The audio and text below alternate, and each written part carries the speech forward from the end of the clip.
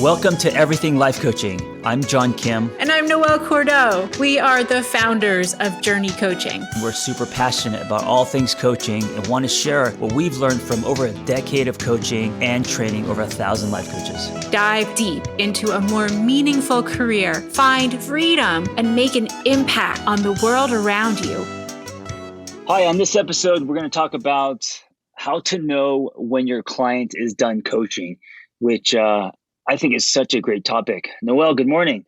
Good morning. This is a great topic, and it's also a tricky pill to swallow for coaches. Yeah, because how can you not take it personally, right?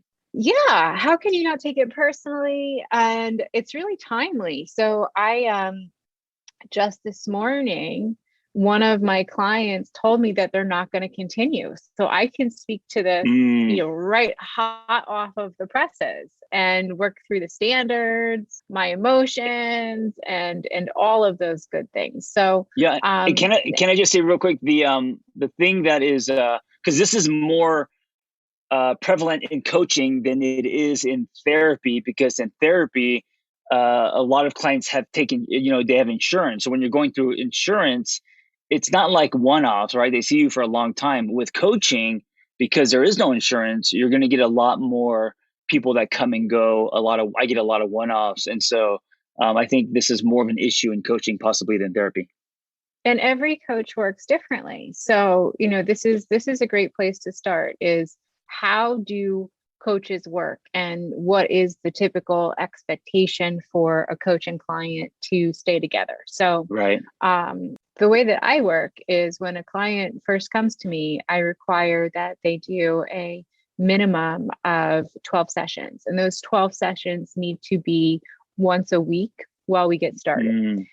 And during that 12-week period, I really learn my client, I learn their life, I learn the issues, I learn the players, right. And, that 12 weeks helps cement change. After that, I allow my clients to either stay with me weekly, or they can purchase a 12-pack and use it at will. Yeah, Noelle, I love how extremely different we are. I think this is good for our students to see the spectrum, of how different coaches can be, because I'm way on the other side. So like if Noelle is basically, buying the car, I'm more of a lease with an option to buy, I guess. Like I do a lot of one-offs. I have a lot of people that just see me for one session. And for you, that might bring you a lot of anxiety. That's not the way that you work, and both are okay. Both are okay.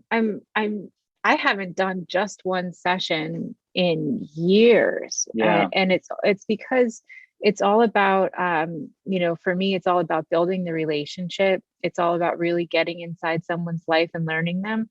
Mm-hmm. And most of my clients stay with me for very long periods of time, although it might not be consistent. So the client who just told me this morning that she's not going to re-up with another 12-pack, we've worked together for about 3 years so far. Wow. And when we first came together as coach and client, we did 12 sessions straight through, and that was great. And then she re-upped with another 12-pack, and we went through 6 of those sessions. And then we paused for a whole year. And then she came back and said, I need you. And I said, oh, that's great. You have 6 sessions left. And we did the work of 6 sessions, and she's good again. She doesn't need me. And so she's going to take a break. We're going to wrap up our final session of that pack on Monday, and she'll be off to the races. And I'm sure down the line, when something comes up, I'll hear from her again. So for you, because your clients are more, your relationship with your clients are longer, generally speaking, it must be harder for you when they decide to go. It was a gut punch. Yeah. And it was a gut punch in a couple different directions. And what I was immediately reminded of was the ICF standard. So the ICF standard is that a client and a coach has the right to terminate at any time. Mm-hmm. A client especially has the right to terminate at any time. So it was a gut punch for me because I'm emotionally invested in my client's life. From my perspective as a coach, I was so excited when she came back because I was like, oh yeah, now we're really going to get in there and really get to do that work, the deeper work that I know is so absolutely needed. And so I felt like the goal setting process that I hoped for the client was not going to get realized. Yeah, so it's not just the grieving of of the relationship with the client, but it's also the grieving of what could have been, or what you had wished for the client, or whatever you guys were building toward. Yes, and that's Yeah. not how the change process works. One of the standards of coaching is that we match the pace of the learner. Right. So the work that I do with clients is I do colonized mind work, usually with very high level individuals, mostly women, around the self and around relationships, around putting yourself first, around setting boundaries. And it's really hard, gnarly stuff. And not everybody's ready for the whole enchilada all at once. Yeah, I think for me, because most of my clients come from social media and my books, they just want help with one situation, and I think that's why they buy one session. And then of course, it's never about what's on top, and there's deeper things on underneath. But I think that's why I get a lot of one-offs. I get a lot of kind of like, I'm in this specific situation. I have one question. Can you just help me with this? I don't want your help with my entire life. And another piece to realize is that coaching is expensive, and not everybody has disposable income to throw at their health quandaries, one after the next. So, for my clients, I totally understand when they need to take a break from coaching because it's such an investment. Yeah. So basically, I think I'm just charging too much. That's why they're only buying one session. How do you know, as a coach, how much to question and explore why your client wants to terminate, and how much of it is just acceptance and you ask zero questions? Do you know what I'm saying? Because like sometimes clients want to terminate, but it's not coming from an honest place. It's coming from a place of running, or not, or not wanting to do the work anymore. Yeah. So that's one of the most important things that you have to know as a coach, is that it's not your job to mandate where folks should be in their own change process. Yes. And when we pull back the wool, one of the things about coaching that's truly radical is that the relationship between coach and client turns all of the normal standards of hierarchy that we experience as humans on their head. So, your manager grades your work performance. Your teacher used to grade your papers when you were in school. When you hire a consultant, they tell you what to do. When you hire a coach, they put you so hard in the driver's seat of your own life that you actually get used to calling the shots and making your own decisions. And so when a client says, you know what, I need a break, even if the coach feels that might not be 100% in their interest, or the coach sees, oh my gosh, there's so much more work and growth that could take place between us, it is vital to honor that the client has made a choice for themselves and to celebrate it and to honor it really, really, really hard. When you wind down a session, you can, of course, ask for feedback as a coach. You can ask your client to consider future goals that they'd like to explore. You can ask your client to consider any unfinished business that they'd like to put on a vision board for the future. And at the end of the day, love them for exactly who they are and where they're at, and wish them good luck on their journey. Yeah, a lot of coaches become coaches because they're such good friends, right? They're so good at holding space and championing their friends' stories and helping them and being a bouncing board and all of that. And so when you're coaching, because now you're professional, it may be difficult, because when you're a friend, even if they start isolating, a good friend would actually go to the house, pull them out, buy them food, stuff like that. By the way, which Noelle just did. She sent me some lovely lasagna, which was decadent. But friends do that stuff. But as a coach, because you're a professional, you can't start knocking on people's doors. You can't ask why they're quitting, like you just said. And so that, I think, may be challenging if we're used to going above and beyond in our friendships.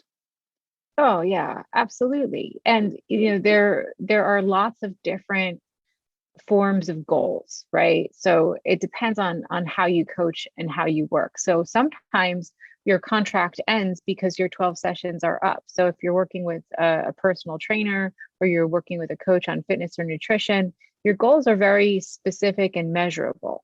Are you hitting the numbers, the macros, the weight levels, whatever that you wanted to hit? Mm-hmm. And you pay for a certain amount of sessions, and that's someone's rate. Sometimes the decision to not keep going is both financial and goal oriented. If you've hired a coach to get into graduate school and you get those acceptance letters and you're on your way, there'd be no reason to continue that relationship because you had contracted a SMART goal. Right. If you do work like John and I do in the realm of relationships, the self, the colonized mind, that work ends when you die. There's no end. There's no end. Right. There's no end to that work.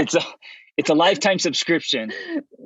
It is. And so, from that context, it's considering also, where folks are right now. So pulling, way out into the context of our lives, we're in the middle of a pandemic. Everyone's exhausted. Does my client have the energy to keep examining all of the ways in which she's colonized and how that shows up in her relationships with men and what she wants moving forward? Not right now, honestly, is the answer. I just had a client who bought 5 sessions. She did 1 or 2, she disappeared. And then a couple of weeks later, she comes back and then she disappears again. And I have to remind myself, like you're saying, to validate and to allow her to respect her wishes, to be heard, to be there for her, but not grab, not pull in, not make it about me. And it's challenging because a part of you starts to wonder, is it me? Am I doing a good job? Is she not coming back because she doesn't like it or the experience is not effective, like that kind of stuff? Yeah, this is a riot because it's so similar to online dating, right? Yeah. It is. Like, is it me? Like, why doesn't this person keep coming back? Right. What's going on? Am I likable? Right. And this is a great part of this conversation because I think it's important to acknowledge that, as coaches, we're going to take these things personally. Yeah. And we're going to ask these questions of ourselves, and, your own humanity gets to be there. So when these feelings come up, what do we do with them is a great question. And I think one of them might be to acknowledge, like, oh, this is me being a human right here. Right. Yeah. And you may actually talk to your own coach about this. Talk to your own coach about it. And you can always really go back and look at those ICF standards because they're very comforting. So, we meet the client where they're at. Coaching is a client-directed experience. We meet the client as an adult learner where they're at. Not everyone is ready to move forward with a particular goal or a particular piece of learning at a given time. Life is complicated. The lives of our clients are complicated. Not everybody has the time, the space, and the finances to do constant self-work. And the right of termination lies with the client at all times. The other thing is that when you do respect the client and her wishes and go at the pace of your client, you're actually also building trust. Very much so. And each client has their own cadence. So there are certain folks that I work with who will they've bought a 12-pack, but they'll book a session, maybe every 3 or 4 months. And that seems to work. And they come in with an agenda. We do this session, they get what they need, and they know I'm there, as an invisible support in their back pocket. And I guarantee that this Mm. particular client that I'm talking about, she and I are great friends as well as professional colleagues. And when she meets me, she'll come back because I've also put the work in, learning her life, learning her, proving myself as a trusted guide through the change and exploration journey. And so Hmm. that's the part where, you kind of have to sit back as a coach and say, I've provided with my client with all of the ingredients. Let's see what they bake. I think this is part of the coaching journey, getting used to reflecting, being introspective, and asking yourself what comes up when clients terminate, right, and what to do with that. I think there's a chance for a coach to experience her own growth when clients do terminate. Absolutely. There's reflection and growth is so important. And, I might add getting feedback from that client. What really worked for you? Right. What would you like more of? What would you have liked less of? Yeah, and I do that all the time. I always ask the client, what was your takeaway? Now, you don't ask the client, was I good? Right? You don't say, hey, did you like my services? Um, I think asking the client, through our experiences, what their takeaways were, what was helpful, what was not, kind of keeping it more neutral instead of, because there might be a part of you as a coach that wants a critique, that wants some kind of letter grade, that wants approval, validation, and that's your own stuff that you're not trying to pull from the client. You're right. And the client isn't there to give you a letter grade. If you are a Hmm. young coach and you're developing your craft and you do want that feedback genuinely to grow, um, that's a wonderful arena to explore with pro bono clients. Asking for testimonials is a great way to Right. learn about yourself through the eyes of others. Asking clients if they felt that the service was valuable enough to warrant a testimonial. And as you're going through that Hmm. learning phase, I can't stress enough that checking your ego at the door when you work as a coach is something that you really have to do, because it's not about you. It's about the value of the facilitation process to someone else. And Yeah. the value Yeah. of the facilitation process may have little to do with you. Absolutely. And checking your ego gets harder as your practice grows, as you become more successful, as your rates go up, as your confidence builds, and all of that.